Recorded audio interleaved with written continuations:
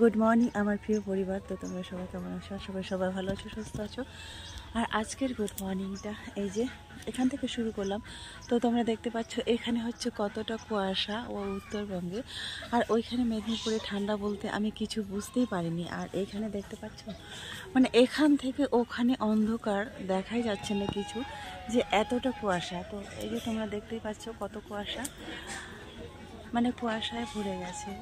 একটু পরে যতক্ষণ পর্যন্ত না 9টা 10টা বাজবে তারপরে তুমি দেখতে পাবে, তার আগে কিন্তু দেখতে পাবে না যে এত কুয়াশা এখানে। আর ওইখানে কুয়াশা দেখতেই পাইনি, শুধু ঘরের ভিতরে থাকাটা বলি না, ওইখানে একটু গরম। আর ঘরের ভিতরে তো আমাদের গরমেই, বাইরেটাও বেশি জায়গা নেই কেন কুয়াশাটা আমি জানি না গ্রামের দিকটা কেমন, কিন্তু ওইখানে এরকম একটা ওয়েদার অনুভব করতে পারিনি। যেমন শীত, গরম, কুয়াশা, ঠান্ডা সব কিছুই কিন্তু ভালো লাগে দেখতে। একভাবে যেমন বর্ষাটাও ভালো লাগে না, একভাবে ঠান্ডাটাও ভালো লাগে না। তো এরকম ভোরের কুয়াশা কিন্তু অনেক দিন যাবৎ দেখিনি। আগের বছর এসেছিলাম ফেব্রুয়ারি মাসে। তো এইবার এসে ভোরের কুয়াশাটা কি সুন্দর উপভোগ করছি, কিন্তু ভালো লাগছে দেখতে। তো চলো সারাদিনের ব্লগটা দেখতে থাকো। তো বন্ধুরা, তারপরে এই যে এগুলো হচ্ছে আমার মায়ের হাঁস। তো হাঁসগুলোকে ছেড়ে দিলাম। তো বেশ কিছুদিন ধরে ধরা আছে হাঁসগুলো, কারণ এখানে না আশেপাশে ওই যে তোলা ফেলা হয়েছে, তো ওইখানে চলে যায়। তো তাই আজকে ছেড়ে দিলাম। দেখো কতটা কুয়াশা, হাঁসগুলো কিন্তু বোঝা যাচ্ছে না। তারপরে দিঘিতে দিয়ে দিলাম জলে, আর এখন আমি এখান থেকে চলে যাব। তো চারিদিকে কুয়াশাচ্ছন্ন একদম, এখান থেকে ওখানে দেখা যাচ্ছে না।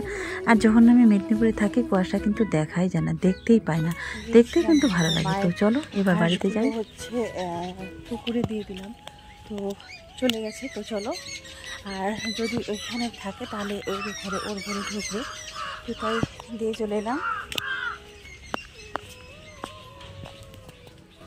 আর রাজিয়া হচ্ছে খুব ছাগল ভালোবাসে। তো কালকে ও এই কপির ডাঁটাগুলো, কে ওখানে কপি কাটছিল, তো ওখান থেকে এই ডাঁটাগুলো নিয়ে এসেছি ছাগলটাকে দেওয়ার জন্য। তো ছাগলটা বেশ সুন্দর মিষ্টি করে খাচ্ছে। তো আমি ভাবলাম একটু ক্যামেরা বন্দি করি, তো তোমাদেরকে দেখাবো। আমার মায়ের একটা ছাগল, আমরা যখন ছোট ছিলাম তখন কিন্তু অনেক ছাগল ছিল, আর এখন তো মা পারে না, তাই একটাই আছে, তাও এটা আবার একজন দিয়েছে।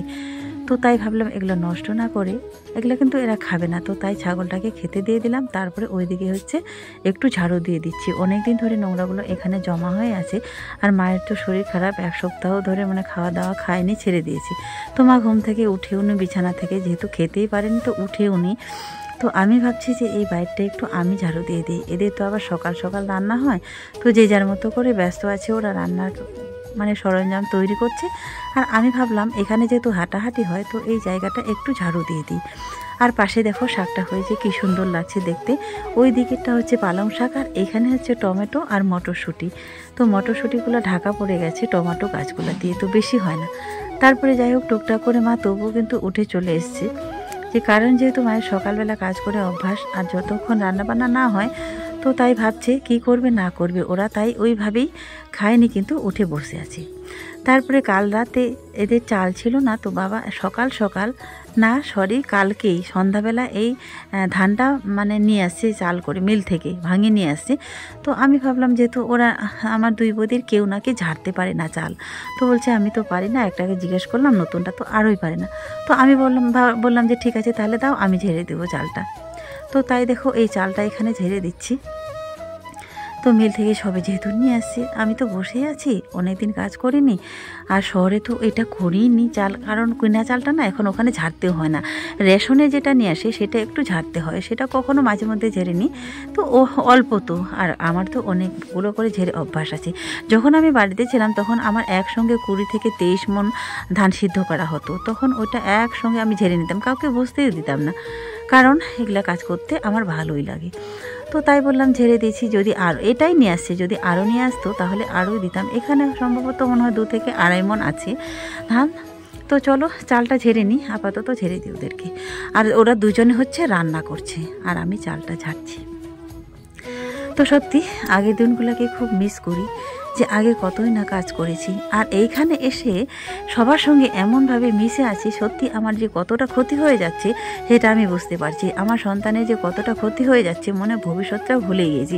একটুর জন্য ট্রেনটা মিস হয়ে গেল বৃহস্পতিবারে, না হলে তো আমি এতক্ষণ পৌঁছে যেতাম।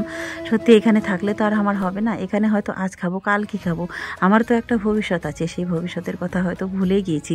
আমার টিউশন আছে, আমার বাচ্চাদের পড়ানো আছে, আবার আমার মেয়েদের পড়ানো আছে, তো ওদেরও 1 তারিখ থেকে টিউশন আছে, পড়াশোনা আছে, স্কুল আছে, সব কিছুই কিন্তু নষ্ট হয়েছে। আর এখানে এসে আমি বিন্দাস আনন্দ করছি আর খাচ্ছি। সত্যি কত বড় ভুল করছি, তাই না? এদের ভবিষ্যৎ না ভেবে সেদিন যদি চলেই যেতাম তাহলে কিন্তু হয়ে যেত, কিন্তু এই যে ট্রেনটা চলে গেল, আর দীঘা এক্সপ্রেস মালদা থেকে একটাই আছে। আর এবার যদি আমি অনেকটা ঘুর পথে যাই, হয়তো হাওড়া যাব, হাওড়া থেকে আবার খড়গপুর যাব, তো অনেকটা জার্নি হয়ে যাবে, অনেক মানে 3টা ট্রেন বদল করতে হবে। এই বদল করাটা আমার ভালো লাগে না, আর বাসে আমি যেতেও পারি না, মাথা ঘুরে বমি হয়। তো সেই জন্য ভাবছি যাক তাহলে কষ্ট করে আর একটা সপ্তাহ থেকেই যাই, এটা ভাবলাম। কিন্তু একটা সপ্তাহের জন্য যে আমার কতটা ক্ষতি হয়ে গেল সত্যি আমি বুঝতেই পারিনি। ওই জন্য আবার মাঝে মাঝে মনে হয় যে যাবই না, থাক। আর আসলে আগে বছরে 2বার করে আসতাম, এখন না এই সমস্ত প্রবলেমের জন্য একবার করেই আসি। এই যে দেখো কত কষ্ট করে। আমার আসলে উদ্দেশ্য এখানে আসার ছিল না বন্ধুরা, আমার মেন উদ্দেশ্য ছিল প্রিয়ার কাছে যাওয়ার। তো প্রিয়ার কাছে যাব বলে এসে জীবনে এতটা বড় ক্ষতি হয়ে যাবে সেটা আমি কখনোই ভাবতে পারিনি, যে এতটা ক্ষতি হয়ে যাবে। তারপরে সব কাজ শেষ, আমি তো চাল ঝাড়ছিলাম, রান্নার দিকে আসিনি। তো একবারে সব এদের রান্নাবান্না কমপ্লিট, তারপরে ডাইরেক্ট চলে এসেছি খেতে। তো সবাই মিলে এখন খেতে বসে গেছি, এখন খাবো, ওরাও খাচ্ছে আমিও খাচ্ছি। তো খাওয়া দাওয়ার পরে সারাটা দিন কি হয় দেখি। তো বন্ধুরা স্নান করা কমপ্লিট, স্নান হলো, আর আগে আরও অনেক কিছু কাজ হলো, খাওয়া দাওয়া হয়নি, এখন খাবো। তো তার আগে চলো শাক নিয়ে আসছি, এটা আগে ছাড়িয়ে নিই শাকটা। তো বন্ধুরা আমার স্নান সব কিছু কমপ্লিট হওয়ার পরে আমি মাকে বলছিলাম যে মা আমি শাক তুলতে যাব, কিন্তু সত্যি যবে থেকে এসছি না আমি কারোর কাছে নিজে তুলে নিয়ে আসছি, হয়তো মাকে বলছি শাক না তুলেই নিয়ে আসি। এটা হচ্ছে সরিষা শাক, দেখো কি সুন্দর, ফুলটাও ফোটা আছে। এই ফুল ফোটা শাকটা কিন্তু খেতে কিন্তু ভীষণ লাগে, ব্যাপক লাগে, ভীষণ টেস্টি হয়। তো তাই মাকে বলেছিলাম, মায়ের কিন্তু শরীর খারাপ, ওই অবস্থাতেই মা যেন চলে গিয়েছে। একবার আমি বলেছি যেহেতু শাক খাবো, তো মা চলে গিয়েছে, শাকটা তুলে এনে দেখো এই যে রান্না করছি। এখন দুপুরে ভাত খাবো, দুপুরে হচ্ছে গরম গরম এই যে সরিষা শাক ভাজা, আর হয়তো সকালে তরকারি আছে, তো ওটা দিয়ে এখন আপাতত ভাত খাবো চলো। তো তারপরে মা বলছে যেহেতু একটাই তরকারি আছে, সরিষা শাক দুপুরে ছিল, তারপরে বলছে যেহেতু উনানটা জ্বালিয়েছি তো তরকারিটাও রান্না করিনি। তার বাবা আবার সকালে 2 দাগের মাছ নিয়ে আসলে, একটা হচ্ছে ছোটো মাছ আর মাথা নিয়ে এসেছিল, কারণ নতুন বৌদিটা আবার ওই যে ছোটো মাছ খায় না, তো ওর জন্য নিয়ে এসেছিলো মাথাটা। তো ওর জন্য শুধু নাম, কিন্তু খাবো তো সবাই, তাই না? তো তারপরে বলছে শাকটা দিয়ে একা একা শুকনো শুকনো কেমন খাবে, তো তারপরে মা কী করলো, মাথাগুলো দিয়ে সব কিছু দিয়ে একটা মাছের ঝোল করে দিল সব মিলিয়ে। তো এখন এই যে আপাতত খাচ্ছি। খাওয়া দাওয়ার পর বন্ধুরা সন্ধ্যা, খাওয়া দাওয়া কমপ্লিট হয়ে গেল, এদিকে সন্ধ্যা হয়ে এসছে, মানে 4টা পার হয়ে গেছে।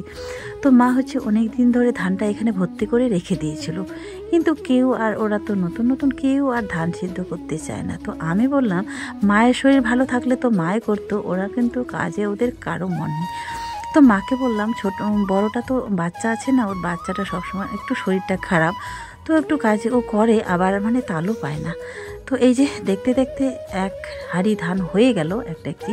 তো তারপরে আমি শুধু জাল দিচ্ছিলাম বসে বসে, তারপরে এই যে আমার বৌদিটা ছোটোটা, এই হচ্ছে ছোটো ভাইয়ের বউ, ও হচ্ছে ধানটা ঢেলে দিচ্ছে।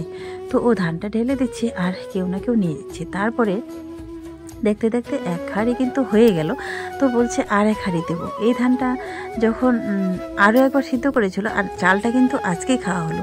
তারপরে মা বলছে এটা নাকি আর সিদ্ধ করবে না। তো তারপরে অর্ধেকটা কিন্তু অনেক বড়, 40 কেজি, আর এইদিকে 45, আর হচ্ছে এদিকে মানে 1 মণ 10 কিলো ধান ধরে এটাতে।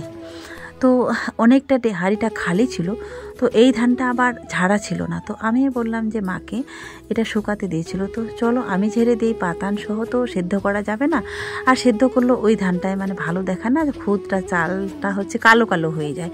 তো আমি বললাম আমি ঝেড়ে দেবো চলো। ওরা দুজনের একজনে কিন্তু কেউ মানে কুলা ঝাড়তে পারে না। তো মা এখানে বসে আছে আর আমি বসে বসে ধানটা ঝেড়ে দিচ্ছি। তো এই ধানটা। তারপরে যখন চালটা খেলো মা বলছে আর সিদ্ধ করব না, এই 2 হাঁড়ি দিয়ে কমপ্লিট করে দেব। কারণ এই ধানটা বন্ধুরা হয়েছিল জলে, জলে তো হয়েছিল অনেক জলে, মানে কোমর জলে ধান হয় আমাদের, বিলে জমি তো কোমর জলে হয়েছিল। তারপরে ধানটা কেটে রাখার পরে জলে যখন ভেজে গেছিলাম তো কালো হয়ে গেছে, ভাতটা খেতে একটু তিতা তিতা লাগে। তো তার মা বলছে আর আমি এটা সিদ্ধ করব না, এই 2 হাঁড়ি দিয়ে বাদ দিয়ে দেবো। ঠিক আছে, তাহলে বাকিটা আমি ছেড়ে দিলাম। ঝাড়াটা সব কিছু কমপ্লিট, এদিকে সন্ধ্যাও হয়ে গেল। তো চলো বন্ধুরা, এখনকার মতো কাজ কমপ্লিট। দেখতে পাচ্ছ চারিদিকে সরিষা ফুল, কেমন যেন একটা মোমো গন্ধ আছে। সত্যি এই সিজনটা আমার ছোটোবেলার কথাটা মনে পড়লে কিন্তু ব্যাপক লাগে। তো এই সময় যে ফুলগুলো দেখতে পাচ্ছ, আমরা যখন পিকনিক করতাম সর্ষে ফুল আর ডিম দিয়ে বড়া করতাম একটা। সত্যি ওই ফুলগুলো যখন চোখে পড়ে আর বাইরের এই জায়গাটায় যখন দাঁড়ায় না, আমার ছোটোবেলার কথাগুলো মনে পড়ে যায়। সত্যি মানুষের জীবন, তাই না? কার জীবন কোথায় গিয়ে দাঁড়াবে, মেয়েদের জীবন কেউ কখনো বলতেই পারবে না। একদিন হয়তো এই বাড়িতে আমি রাজ করে খেতাম, কিন্তু এই বাবার বাড়ি আজকে আমার কাছে অচেনা, অপর। আমি হয়তো আসলে দেখতে পাবো, না হলে নাই। সত্যি মেয়েদের জীবনটা বড়ই অদ্ভুত। যেই বাড়িতে জন্মেছি সেই বাড়িতে থাকার কোনো অধিকার নেই। আত্মীয়র মতো করে আসবো, আবার চলে যাব, তাই না? সবার কাছে যেন আজ আমরা অপরিচিত, কেউ যেন চিনতেই না পারে। কমপ্লিট করার পরে এবার বন্ধুরা খেতে বসছি। তো চলো খেয়ে নিই।